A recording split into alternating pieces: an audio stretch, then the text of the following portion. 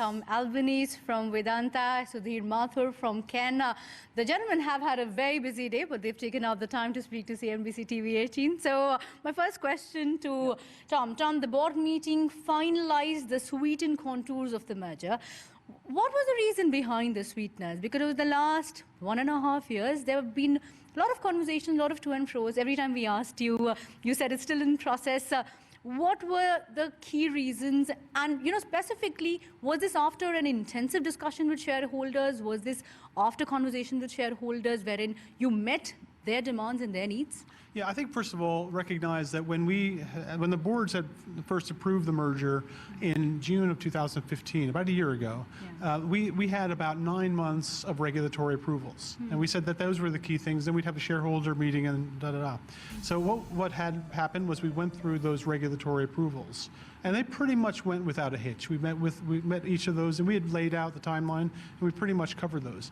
Of course, at the same time, we had quite a bit of volatility in the markets. Oil went down, metals went down, and then they started going back up again. So we've had quite a lot of volatility in that period of time. Of course, throughout that entire period, we had been engaging with our shareholders, as we normally would, Sudhir and his team, with the Cairn shareholders, myself, with the Vedanta shareholders. And many of the shareholders basically have shares in both of them. So they're looking at it from what it fits in their total portfolio. So we had those regular engagements. Of course, because of the regulatory requirements in India and in London, we can't, as management, speculate about what a future board may do. So we pretty much said, this is what the boards had approved, and this is what we could talk about. But we're here to listen. And what we did is during that period of time, we listened, and we basically took note of all the comments that were there. And I guess as we saw over the past couple months, particularly as we've been carrying out the operational things from a Vedanta perspective and a Cairn perspective that we were all said we were going to do, and I think we've been delivering on all of those operational performances in that period of time. The boards met. We basically looked at it. We looked at the trading history. We looked at basically the input we received from shareholders, and we took everything into consideration. And again, it's important to remember that we can't just listen to one set of shareholders. We have to actually take all the input into place, because the merger will only happen if both the Vedanta Limited minority shareholders and the Cairn India minority shareholders, those minority shareholders agree, the majority of those agree. So it can't be too good for one or not good enough for the other, or vice versa. It's got to be something that is seen to be balanced, reflects market conditions, respect appropriate valuations, and first, most important from my own perspective, it's got to be seen as a win-win. I've said that I believe this will lead to a re-rating of the company. It's a simplified company. I think we're going to see a lower cost of capital as a consequence of that. It's going to strengthen the overall diversified portfolio, and a combination of all that will lead to a re-rating. And basically, if you talk to the analysts, they all say the same thing. And if you read all the reports, the analyst reports for the past year, people saying this will lead to a re-rating. There'll be benefits, and both the Cairn shareholders and the Vedanta shareholders will benefit from that re-rating. So it's a win-win. I think it is a multiple of value that comes from both sets. And what the boards said is, this is the ratio that we think will work. We think we'll get the support of both sets of shareholders, so let's go. Okay, fair enough. I get your point, Tom, that you can't look at one bit of shareholder specifically. But coming to Mr. Mathur, the concerns that had been raised, that had been talked about, were largely from Cairn shareholders' point of view. I want to understand what were the key concerns that had been raised, and what are you doing, or what will you do in the next coming days to ensure the shareholders that their interests are met, that these sweetened terms are in their interest and will provide value in the long term? Look, as Tom said, year that we have seen is we've seen the huge commodity upheaval right across all commodities. And zinc is coming back, oil is back, and it's probably the right time when we've taken assessment of what volatility can do before accepting the offer. And the offer is sweet. I mean, if you look at it, there are 3 more preference shares, which is amounts to 30 rupees. It's the dealers are 20% premium to 30-day moving average, which is a pretty substantial premium to pay, much better than what we've seen in deals in India, especially where the control is not changing. I also believe with a lot of confidence that Cairn India shareholders are getting into trophy assets, which are low cost, absolutely world-class, long life. And we are de-risking ourselves the Cairn shareholders from just the volatility of being in a single commodity. So it, there's a lot of stability to cash flows. I'm confident that Cairns or oil and gas business of the merged entity will continue to receive as much capital as it needs, because we've got some outstanding projects that we talked about at the AGM. Our chairman talked about it, and subsequently it was there in the press release as well. Okay, fair enough. I want to go into little micros in that case. So they just pointed out the specifics on the redeemable preferential shares.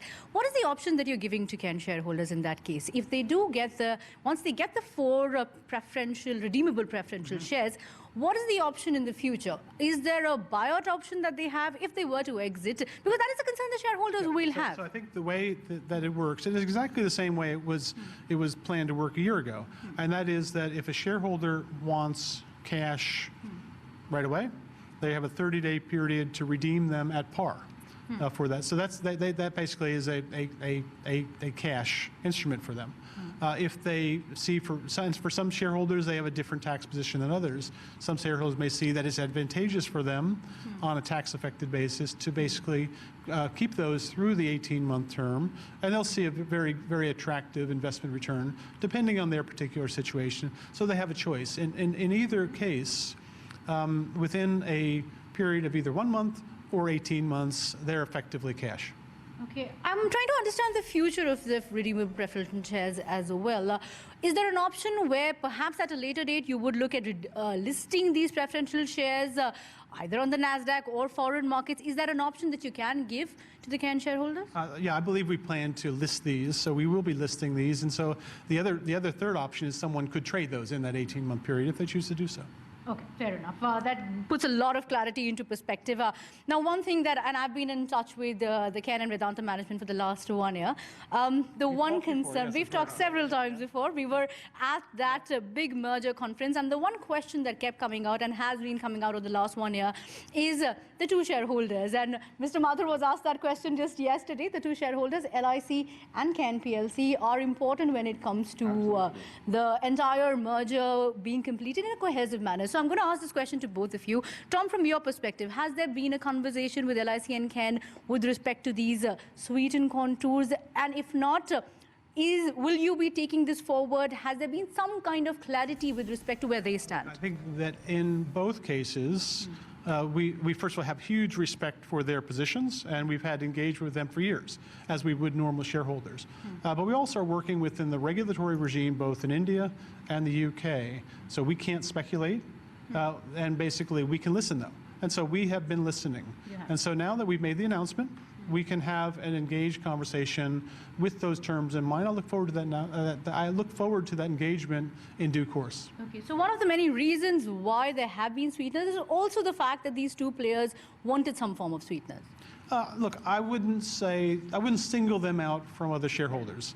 I think that it's because really not many shareholders at all had made any kind of public commentary. There was speculation over the past year, but there wasn't any real specific comments from any of the significant shareholders. And they basically said, we'll reserve our judgment, and we have an option that we'll choose to exercise, but we don't need to exercise it until that date of the shareholder meeting. And so what we're doing is we're giving them not only revised terms, but we're also giving them, very specific dates for those shareholder meetings. So, we have now, we're looking at the end of July, we have all of August, and we move into the 1st and 2nd week of September. We can have these engagements, and then they reserve the right to elect their option. Okay, so the same question to Sudhir in that case. Sudhir, how confident are you that these 2 large shareholders would be happy with the merged and the sweetened contours? And I know you can't speculate, but if they were not, would you reconsider? Oh, no, this is the last and final offer. I don't think we can keep going and playing with these kind of offers. Cairn India and both Vedanta are pretty large companies, and their boards are, eminent people, and you've seen the advisors, who've been a part of it. And so, the first thing, as you mentioned, that what they discussed today, no, even we saw it for the first time today. The actual offer which came in from the valuers and the advisors. And they reflect market conditions. And as I mentioned earlier, I believe that this is a very good offer for Cairn India shareholders both transactionally, as in the offer itself, and the access, the long-term access to great assets. Okay. Let's talk about the timeline in that case, Sudhir. The end of FY17 is what you had indicated. For the entire merger to be completed, Yes. All approvals to be in place, is that a realistic timeline? Could you achieve that before? Look, we going to the shareholders, as Tom mentioned, in the first and second week of September, and that really sets ball rolling. And there are very few approvals, but it's a time-consuming approval to get the High Court approval. They would go through the whole scheme, etc. And the other two, major approvals is to get the PSC transferred in the name of Vedanta, which I just mentioned is more procedural because there is no change in control. And the other is the FIPP approval required for preference shares to non-Indian shareholders. So these are more procedural. And, we're going to push hard to consummate this as early as possible. Okay, so perhaps you could see the merged entity being listed completely before FY17 complete? We are certainly going to give it our best. Okay, fair enough. I guess I would just add to that if we look at, the regulatory timeline that we laid out a year ago, largely when we thought things would be approved either from a CB or other Indian approvals or from a UK approval, we pretty much received them as we thought we had. So for a regulatory process, it's been a pretty steady process so far. Okay, so there won't be any major hurdles that you foresee with respect to approval, with respect to shareholder concerns. There won't be any major, roadblocks that may come in now. I think when both of the boards would have sat down separately, they would have been asking the questions of, can this be executed? And I think that basically that they were satisfied that with these terms we can execute this within the timeline, which is the first calendar quarter of 2017 or the end of our fiscal year. Okay, fair enough. Now, Cairn has a significant cash flow on the books. I want to understand the strategy, Tom. How will that be used to be able to expand Vedanta's broader footprint? And, more importantly, is there an option where you can use the cash once the merger is completed to bring down debt of the parent entity as well? Well, I remember you asked me this question a year ago. Yes, debt is a concern for... I remember how I answered it. What I said was that this was for the purpose of creating a more effective and efficient capital structure. This was not for the purpose of paying down debt. And look what's actually happened in that past year.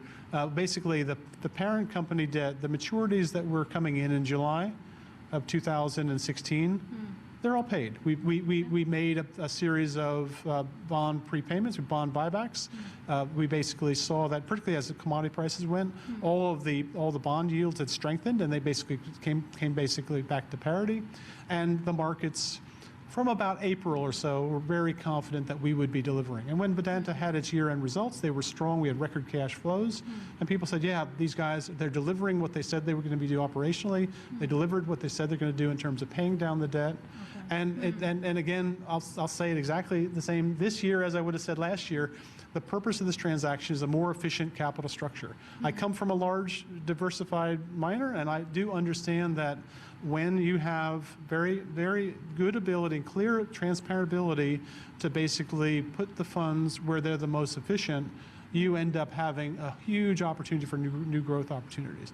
But again, I do also want to say, and I maybe Sudhir can say, is that we have quite a range of oil and gas opportunities in our hands right now. For this fiscal year, we haven't seen a lot of capital spending for them because we're still coming off very low oil prices. But I've spent quite a bit of time with Sudhir and the team, and from a technical perspective, they've been very successful. I've been proud of what they've done in terms of bringing down expected break-even cost. So a series of new projects that I would hope to see being affected in fiscal year 2018. So we do intend for Cairn to grow. We want Cairn to grow, and we want all our other business to grow. That's why we're here. I'm here in India because I do see the growth opportunities, the growth potential in India. I see the geologic prospectivity in India. I see that much of it has, for a variety of reasons, haven't largely been tapped. And I think Vedanta and the merged Vedanta Cairn will be in a great position to tap that. Okay, let's just take that point forward, Sudhir. Take me through the outlook with respect to, the fact of the matter is that there has been volatility in the market. What's your outlook as far as crude realization is concerned, Sudhir? And in terms of production and the kind of scalability that you have in mind for production expansion, what are the targets that you're looking at? Well, look, I think as Tom pointed out, we have, projects which are underway. And so we've, sort of eliminated high crude prices out of the equation. We are looking at making projects viable at $50 a barrel. Probably lower, 45 if we can get there in the next 12 months. And that's our target, right? To hit IRRs anywhere about 18 to 20% in dollar terms at 45 to 50 crude. Now, there are 4 large projects that constitute this, that the management team is working on. One of them is a gas project, which we are targeting, as the chairman said yesterday, at the AGM to increase the production fourfold from 7,000 barrels to 30,000 barrels. We are quite confident we'll get there in the next 6 months. Have no doubt about that. There are 2 enhanced recovery projects that we are talking about of our 2 smaller fields. Well, I wouldn't say smaller, but good size fields, smaller than Mangla. Everything seems smaller in front of Mangla. That's Aishwarya and Bhagyam. And lastly is the tight oil project at Barmer Hill. And these 4 fields or projects can deliver more than 100 million barrels of reserves. So, we are quite confident that we would get this conceptualized in less than 12 months, for sure. Okay. So keeping that target in mind, how much can you scale up realizations? Because realizations across the sector have been suffering. Realization of?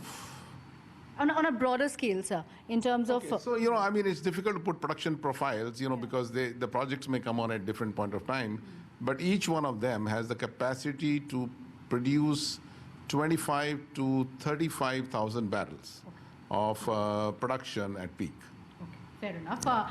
Sudhir, one more point that I wanted to understand, and I won't go into micros, it's about the merger and the sweetened offer today, but there are litigations that Cairn India is dealing with right now. Would you want to do away with them? Would you look at working and ironing those out before you go ahead with the merger, or is that something that the merged entity will take on together? Well, I wouldn't call each one of them litigation. Yes, there is a tax issue, and which is both with the court and at the High Court at the Cairn level and Vedanta PLC arbitration, for the same thing. It will go through its normal course. It is where it is. And it was an internal reorganization of Cairn India. And we are quite certain tax should not be paid on that, right? And second is on the PSC extension. As we mentioned yesterday, that ONGC as a contractor has given or reiterated its position to us that the PSC be extended on the same terms and conditions. So we expect to close the PSC out pretty quickly. It's at a pretty advanced stage, I would say.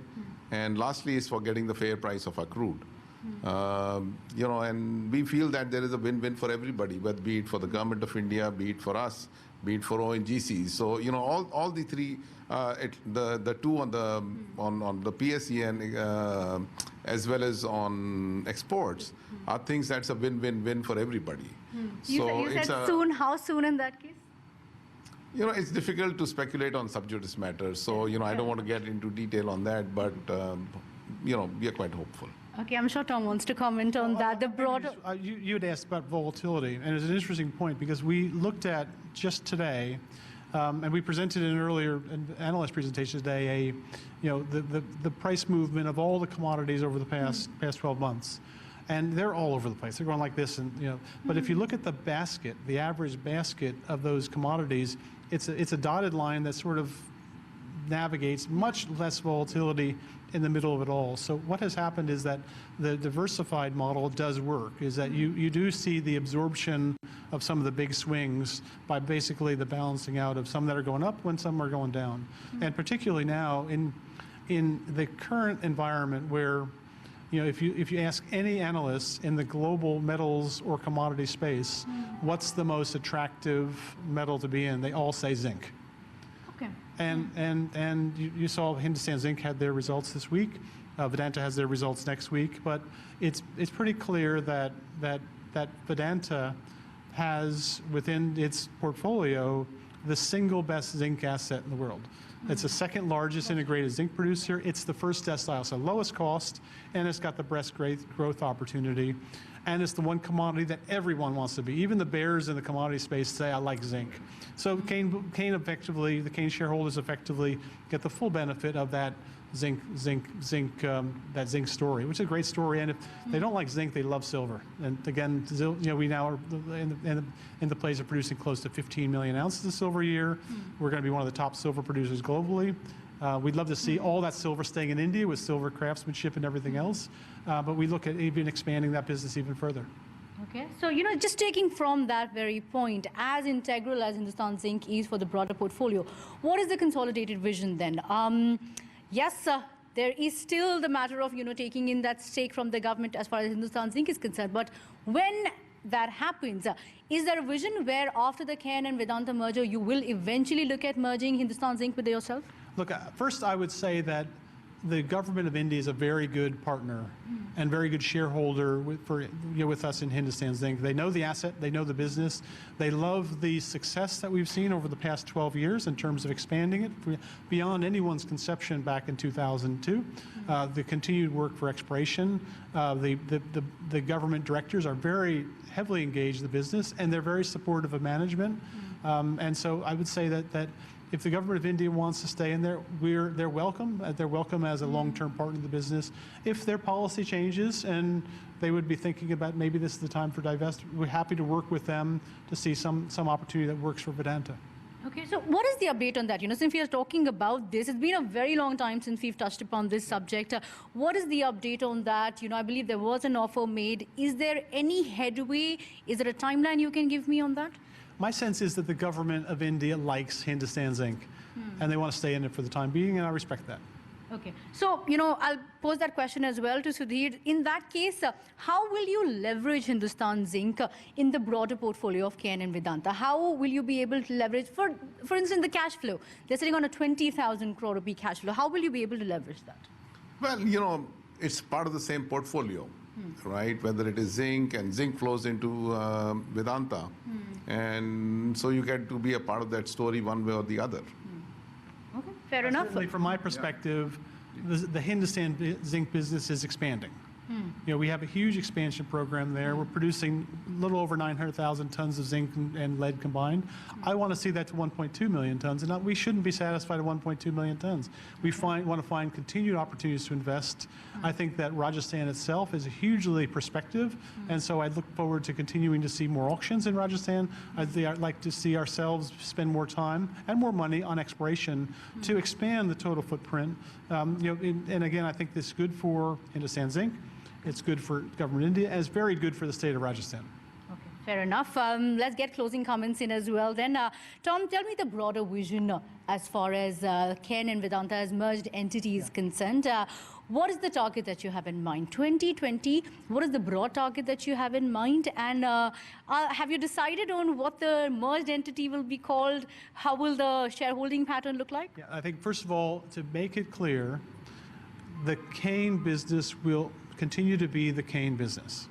Okay. The strategy of Vedanta is to have strong operating subsidiaries. I have huge respect for Hindustan Zinc. I have huge respect for Balco. I have huge respect for Saxena. As a matter of fact, we changed the name back to Saxena last year, largely in the back of our own employees, saying they want to go back to that name. So, and if you look at my own history of branding, with Rio Tinto and previous to that, I've always felt if you've got a strong local brand, well, use it. And so I would say we have a great brand with Cairn, so we're going to keep using it.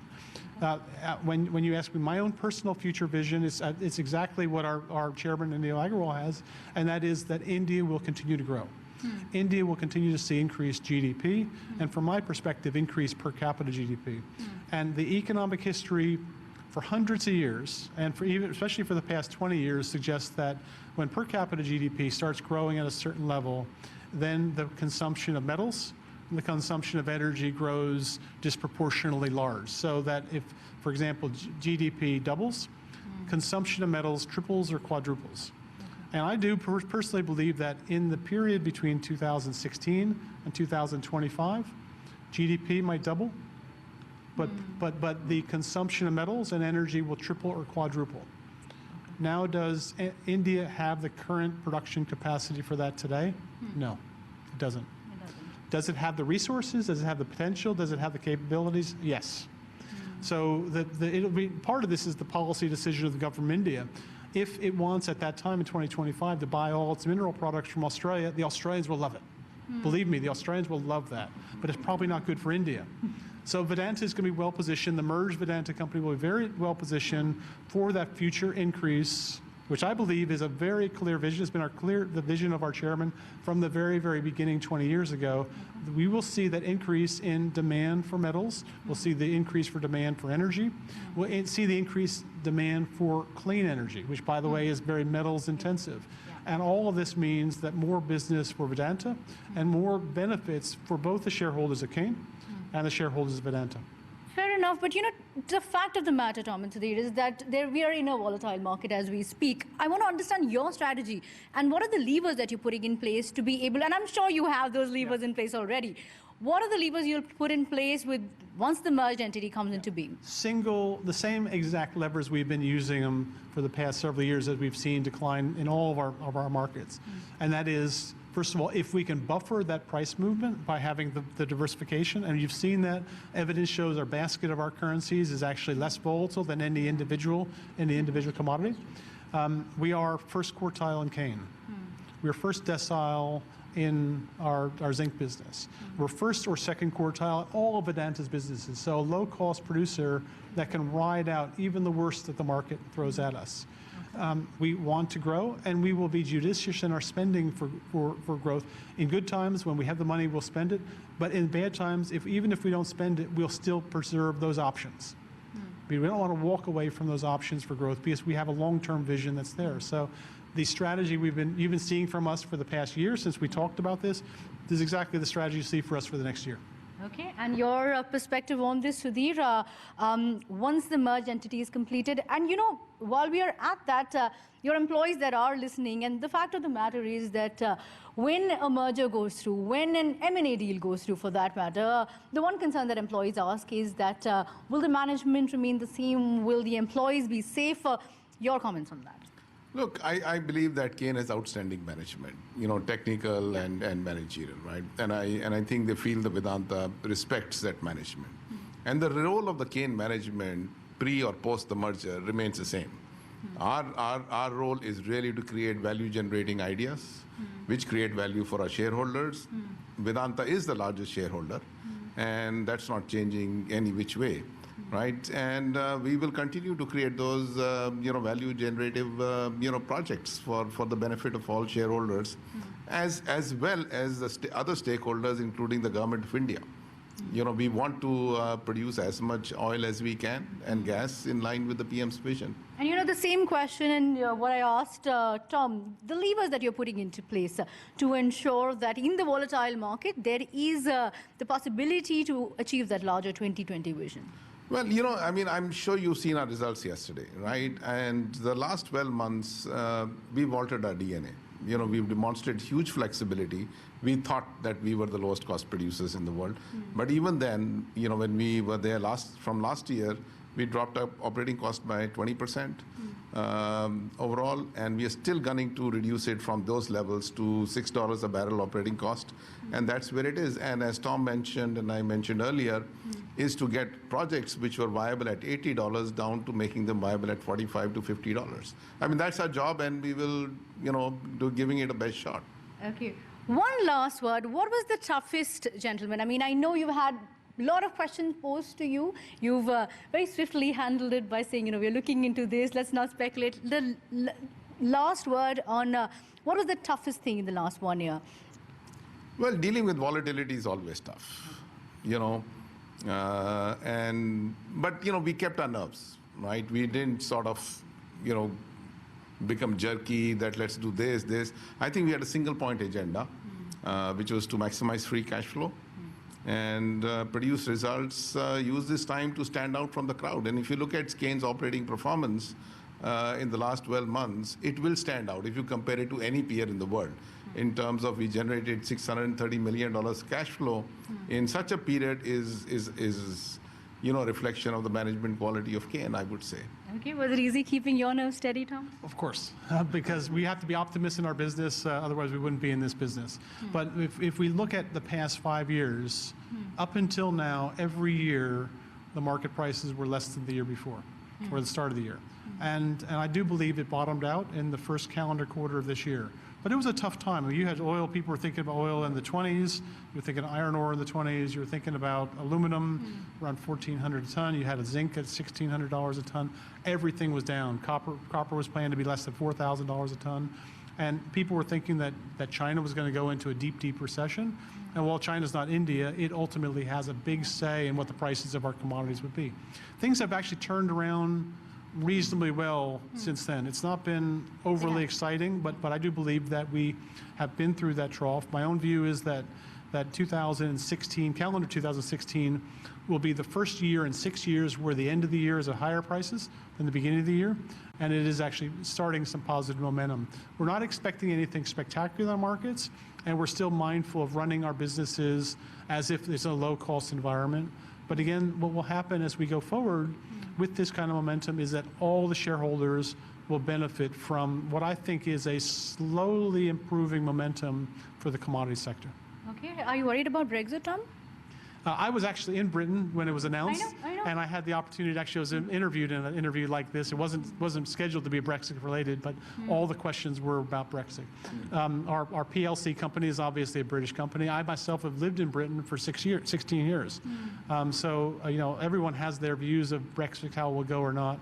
But from a mining and a resources company perspective, London will continue to be a good place to base a headquarters because it is a global, truly has a global mindset, and we'll have that with or without Brexit. It is well placed in terms of time zones. It's well placed in terms of geographies, in terms of getting to all parts of the world. So I think from a Vedanta perspective, where we really don't sell virtually anything into the British market,